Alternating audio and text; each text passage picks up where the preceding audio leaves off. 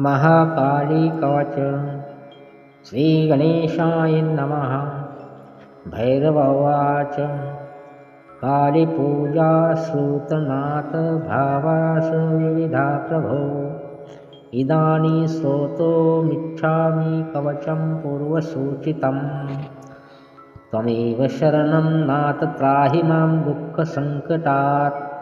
सर्वदुःखप्रशमनं सर्वपापप्रशमनं सर्वसिद्धिप्रदं पुण्यं कवचं परमाद्भुतम्। अतो वै श्रोतुमिच्छामि वद मे करुणानिधे। भैरव उवाच रहस्यं शृणु वक्ष्यामि भैरवीपानवल्लभे। श्रीजगन्मङ्गलनाम कवचं मन्त्रविग्रहं पाठयित्वा धारयित्वा त्रैलोक्यं मोहयेत्क्षणात्। नारायणोऽपि यद्दत्त्वा नारीभूत्वा महेश्वरम्। योगिनं शोभमनयत यद्धृत्वा च रघुद्वः।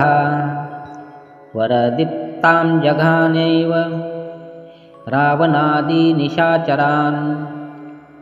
यस्य प्रसादादीशोऽपि त्रैलोक्ये विजयी प्रभो। धनादिपा कुबेरोऽपि सुरेशो भुश्च चेपति। एवं च सकला देवा सर्वसिद्धीश्वरप्रिये। विनियोग ॐ श्रीजगन्मङ्गलस्य कवचस्य ऋषिशिवः। छन्दोऽनुष्टपदेवता च कालिका दक्षिणेरिता। जगतां मोहने दुष्टविजये भुक्तिमुक्तिषु। योगिदाकर्षणे चैव विनियोगा प्रकृतितः। अथ कवचम्। शिरो मे कालिका पातु क्रीङ्का एक अक्षरी परा। क्रीं क्रीं क्रीं मे ललाट च कालिका खड्गधारिणी। हुं हुं पातु नेत्रयुग्मं ह्रीं ह्रीं पातु श्रुतिद्वयं। दक्षिणे कालिके पातु घ्राणयुग्मं महेश्वरी।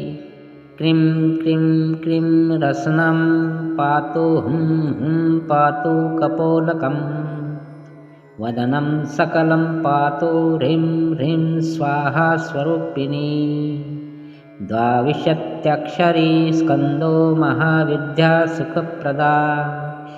खड्गमुण्डधरा काली सर्वाङ्गभीतोऽवत।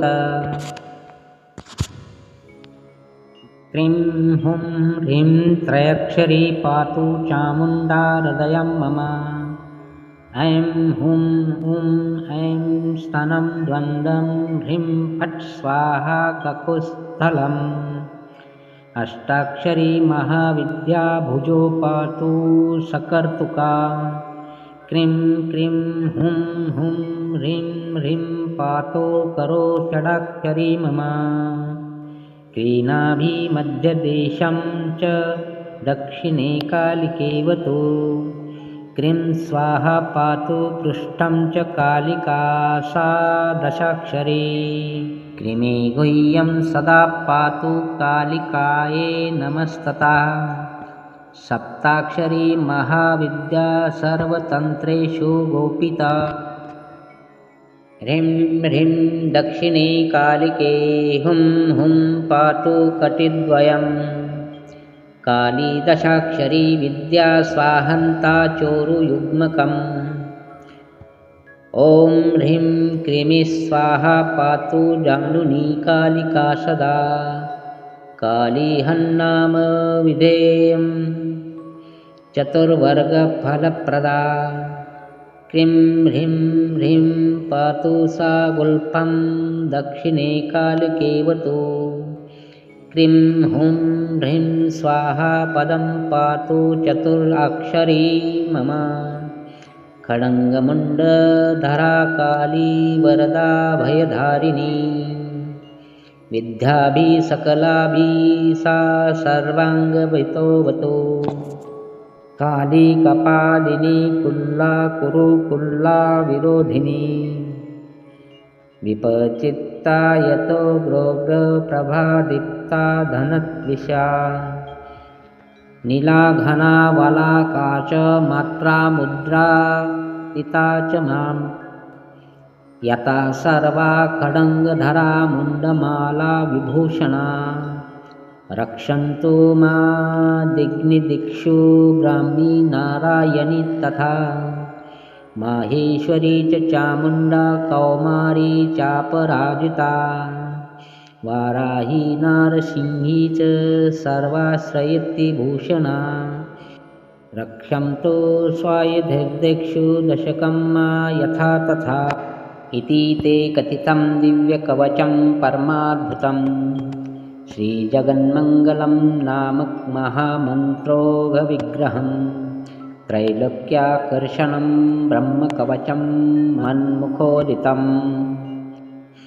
गुरुपूजां विधायात् विधिवत् पठेत् तथा कवचं त्रिसकृद्वापि यवज्ञानं च वा पुनः यथच्च धर्मवृत्त्या त्रैलोक्यविजयी भवेत् त्रैलोक्यं शोभयत्येव कवचश्च प्रसादता महाकविर्भवेत् मासात् सर्वसिद्धीश्वरो भवेत् पुष्पाञ्जलिं कालिकायै मूलिनैव पठे सकृत् शतवर्षसहस्रनाम पूजाया फलमाप्नुयात् भुर्जे विलिखितं चेतेत स्वर्णस्थधारयत्यदि शिखाया दक्षिणे बाहु कण्ठे वा धारणाद्बुधा त्रैलोक्यं मोहितक्रोधात् त्रैलोक्यं चूर्णयेच्छनात् पुत्रवान् धनवान् श्रीमान् नानाविद्यानिधिर्भवेत्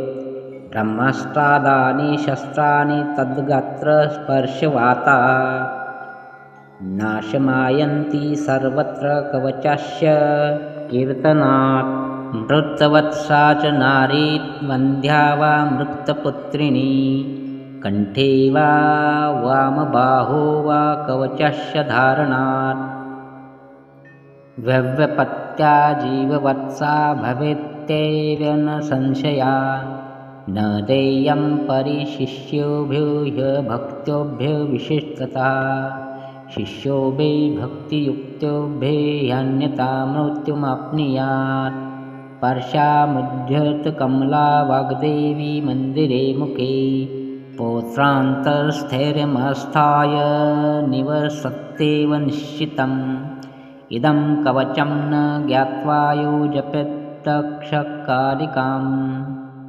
शतलक्षं प्रजपत्वी तस्य विद्या न सिद्ध्यति शस्त्रघातमाप्नोति सोचिरात्